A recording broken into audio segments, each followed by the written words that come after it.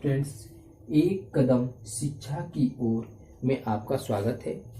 Students, आज हम लोग एक टॉपिक पे बात करेंगे और टॉपिक्स क्या है? Properties of triangle. सबसे पहले स्टूडेंट्स, यदि आप इस वीडियो में नए हैं तो लाइक, सब्सक्राइब और शेयर करना ना भूलें। साथ ही साथ आप एक स्टूडेंट्स हैं, एजुकेशन से रिलेटेड हैं, तो आप अपने फ्रेंड को, अपने रिलेटिव में कोई है तो आप उन्हें जरूर शेयर करें, जिससे आपके भी होमवर्क में कोई प्रॉब्लम ना हो, हेल्प मिले इस वीडियो से। आपके फ्रेंड को भी कोई ना प्रॉब्लम हो, उनको भी हेल्प मिले। साथ ही साथ आपके रिलेटिव में कोई है तो उसे भी हेल्प करने का प्रयास करें। आइए स्टूडेंट्स, प्रॉपर्टीज ऑफ ट्रायंगल के बारे में जानते हैं। प्रॉपर्टीज ऑफ ट्रायंगल जो है क्लास 7 स्टैंडर्ड में 15 एक्सरसाइज में आपको मिलेंगे। आइए स्टूडेंट्स, प्रॉपर्टीज ऑफ ट्रायंगल का मतलब क्या होता है? ट्रायंगल की प्रॉपर्टी, ट्रायंगल की क्वालिटी गुड, प्रॉपर्टी का मतलब गुड होता है। आइए स्टूडेंट्स, अगर हम बात करते हैं, एक लेते हैं right angle triangle. Right angle को आपको पता है एक 90 डिग्री का होता है, और ये जब 90 डिग्री हो गया तो ये राइट 90 डिग्री हो गया तो क्या हो गया? राइट एंगल ट्रायंगल हो गया। आप कहीं से इसको एक नेम रखिए, 9AABC। अब स्टूडेंट्स, यहां पर आपको पता है कि ट्रायंगल होता क्या है। ट्रायंगल, ट्रायंगल 3 एंगल इसमें होते हैं, 1 2 3। तो स्टूडेंट्स, साथ ही साथ आपको इतना ही पता होगा कि इसमें लाइन सेगमेंट कितने होते हैं? 3 लाइन सेगमेंट होते हैं। मतलब हम लोग साइड बोलते हैं, ट्रायंगल में कितने साइड होते हैं? तो 3 साइड होते हैं, 1 2 3। ठीक है स्टूडेंट्स, तो आप इस तरह से आप बता सकते हैं। अब स्टूडेंट्स, की साइड का क्या नाम होता है? प्रॉपर्टी ऑफ ट्रायंगल में आपको साइड के नेम पता होने चाहिए। तो स्टूडेंट्स, यहाँ पर हमने आपको शॉर्ट में लिख दिया है, शायद आपको आइडेंटिफाई न कर पाए, क्लियर न कर पाए कि किसका क्या नाम है। तो जो सबसे नीचे होता है उसको कहते हैं हम लोग बेस। क्या कहते हैं? बेस। बेस का मतलब क्या होता है? आधार। स्टूडेंट्स, किसी भी चीज को पढ़ते समय आप मीनिंग जरूर समझें। जब किसी चीज का मीनिंग आपको आता है तो वो चीजें आपको आसान लगने लगती है, और जब किसी चीज की मीनिंग आती है, वो चीज समझ में आ जाती है, तो फिर उसको सॉल्व करने के लिए आपको बहुत ज्यादा प्रॉब्लम नहीं होता है, कोई कठिन नहीं होता। आप साफ साफ बोलते हैं कि बहुत ईजी है। ईजी कब होता है? जब किसी चीज का मीनिंग आप जानते हैं, तब होता है। आइए स्टूडेंट्स, ये हो गया। अब देखिए, ये जो होता है परपेंडिकुलर, लंबवत। लंबवत मतलब सीधा इसे खड़ा है। आप देख रहे हैं एक बेस के ऊपर सीधा है, तो इसका नाम पड़ गया परपेंडिकुलर।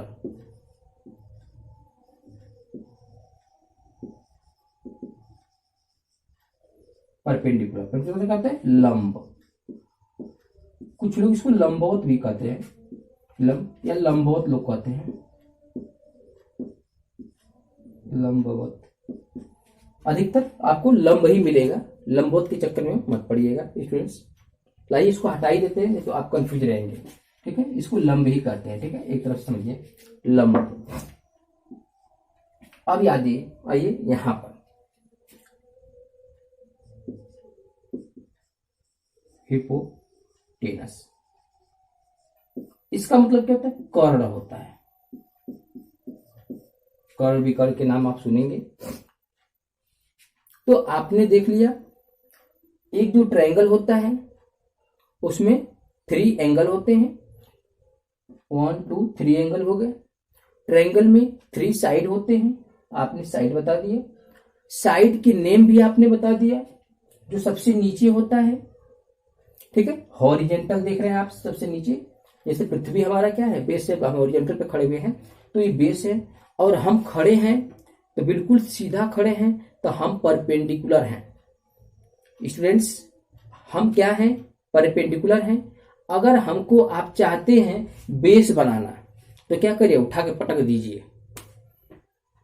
मतलब अगर मैं गिर गया तो मैं क्या हो गया? बेस हो गया। सीधा खड़ा हो गया तो परपेंडिकुलर हो गया। और किसी के सहारे हो गया, सपोर्टेड में इसके सहारे हो गया।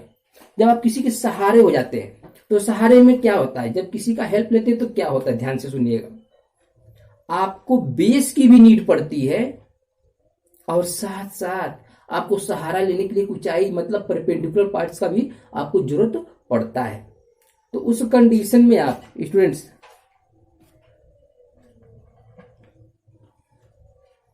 उस कंडीशन में क्या होता है कि साफ साफ आपको पता चल गया हिपोटेनस क्या होता है। हिपोटेनस अपनी भाषा में कहे तो लंगड़ा होता है। क्यों लंगड़ा होता है? क्योंकि उसे बेस भी चाहिए खड़ा होने के लिए, लेकिन खड़ा हो नहीं पाता अपने पैर पे, इसलिए उसको कोई सहारा भी चाहिए। वो क्या होना चाहिए? परपेंडिकुलर। तो उसको एक तिरछा सहारा होता है। जैसे हमने आपको एक चीज बताया, सपोर्ट ध्यान दीजिएगा, आप इस चीज को बहुत क्लियरली समझ लीजिए। जब ये समझ में आ गया तो प्रॉपर्टी की जो प्रॉपर्टी ऑफ ट्रायंगल में जितने क्वेश्चंस आएंगे ना, वो आपके लिए बिल्कुल इजी हो जाएंगे। क्वेश्चन आप समझे या ना समझे, इसकी क्वालिटी, प्रॉपर्टी और इसके मेथड समझ लीजिए क्या होता है। जब इसको समझ में आ गए तो यही चीज क्वेश्चन में पूछता है बार बार। एक एग्जाम्पल के तौर पे लेते हैं। सपोर्टेड स्टूडेंट्स, ये देखिए, ये जो मेरा दीवार है, ब्लैक बोर्ड जो लगा हुआ है दीवार पे, ये क्या है? सीधा खड़ा है। मतलब आप सीधा इसको बोल सकते हैं कि ये परपेंडिकुलर है। लेकिन किस पर खड़ा है? जमीन पर खड़ा है। तो जमीन क्या हो गया बताइए? हॉरिजॉन्टल है ना, तो जमीन क्या हो गया? बेस हो गया। तो इसका जो बेस है वो जमीन है, अर्थ है, और दीवार क्या है? परपेंडिकुलर है। अगर स्टूडेंट दीवार के सहारे हम सीढ़ी लगा दे, क्योंकि अब समझ लें कि दिवाली आ गया, सफाई करनी है तो सीढ़ी तो लगानी ही पड़ेगी। तो अगर आप सीढ़ी लगा दे तो सीढ़ी को देखिए खड़ा होने के लिए क्या चाहिए? सीढ़ी, मैंने बोला ना विकलांग लंगड़ा समझिए उसे। क्यों?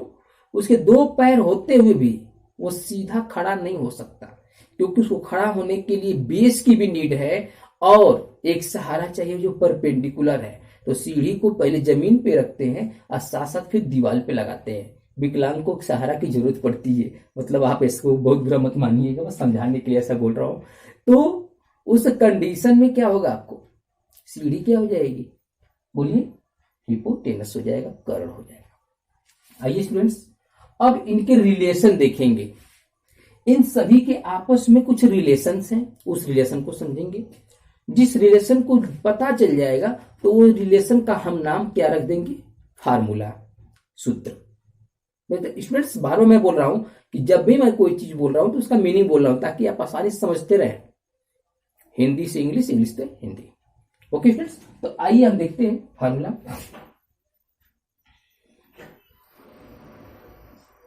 फार्मूला नंबर 1, सबसे पहले हम लेते हैं क्या?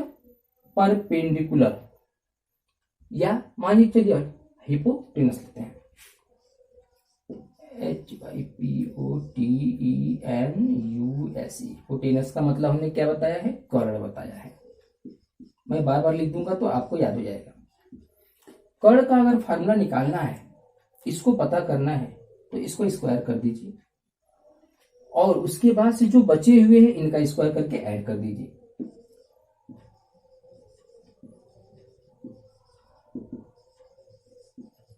परपेंडिकुलर का स्क्वायर प्लस बेस का स्क्वायर, मतलब स्टूडेंट परपेंडिकुलर का मतलब लंब का स्क्वायर प्लस बेस का मतलब आधार का स्क्वायर। यहां पर आप ध्यान दीजिएगा मैं क्या बोल रहा हूं। हिंदी में अगर आप बोलना चाहें तो कर्ण का स्क्वायर इक्वल टू क्या हो गया? लंब का स्क्वायर प्लस आधार का स्क्वायर। मतलब हिपोटेनस का square equal to perpendicular square plus base का स्क्वायर। क्लियर हो गया सबको? अगर हमसे हिपोटेनस मतलब आपको कर्ण पूछे तब ये फार्मूला लगाएंगे। सेकंड फार्मूला आपको बताने जा रहा है। अगर स्टूडेंट्स इस फिगर की बात करें तो कर्ण कौन है? AC।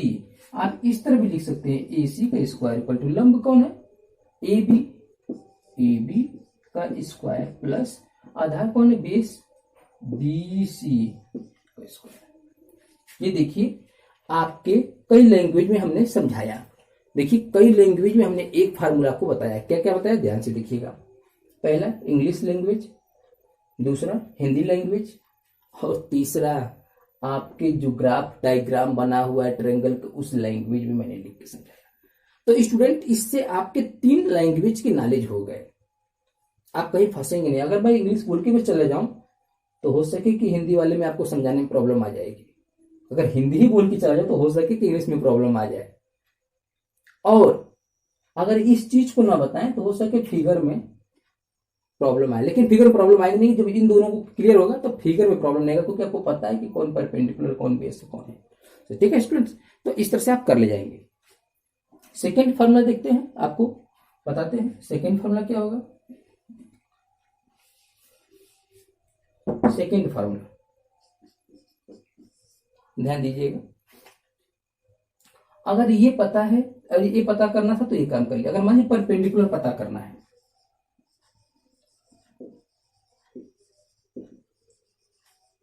परपेंडिकुलर इक्वल टू, अगर इसको पता करना है तो क्या करेंगे, इसका स्क्वायर करेंगे,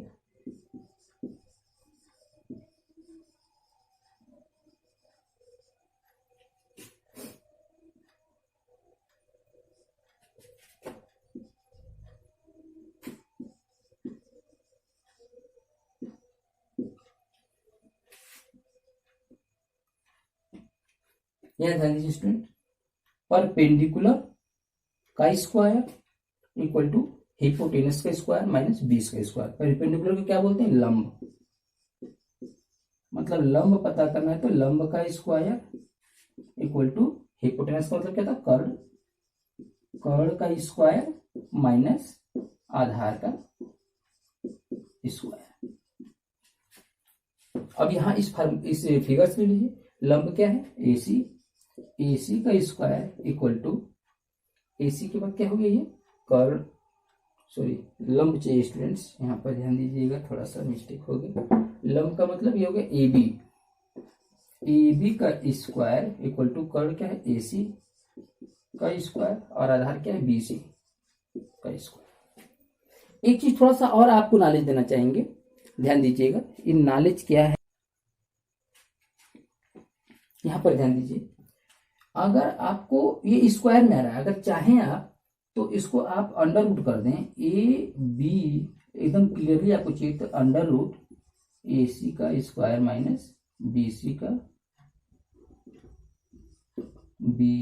स्क्वायर, इससे आपको क्लियर आपको मिल जाएगा। और ये आपको करना है, यह हर जगह करना पड़ेगा स्टूडेंट्स, तो ये आपको क्लियर हो गया।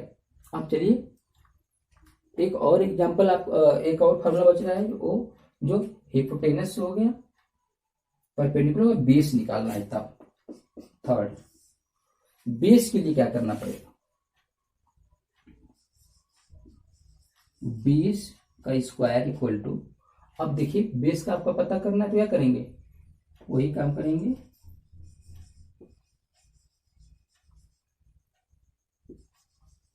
हिपोटेनस का स्क्वायर माइनस क्या हो जाएगा, परपेंडिकुलर,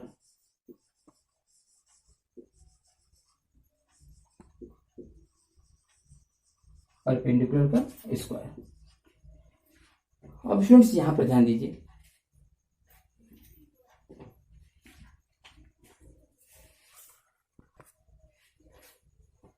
नोटिस करिए, बेस की जगह पे क्या आप लिख सकते हैं, आधार,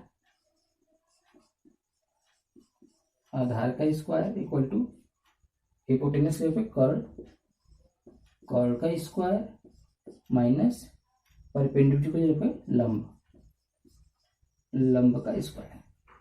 अब स्टूडेंट्स आधार क्या है आपका, यहाँ पता चल गया BC, तो BC का स्क्वायर इक्वल टू कर्ण क्या है आपका, AC, AC का स्क्वायर माइनस लंब क्या है, लंब है AB, AB का स्क्वायर। या आपको अंडर रूट में करना है तो BC equal to under root AC square minus AB square.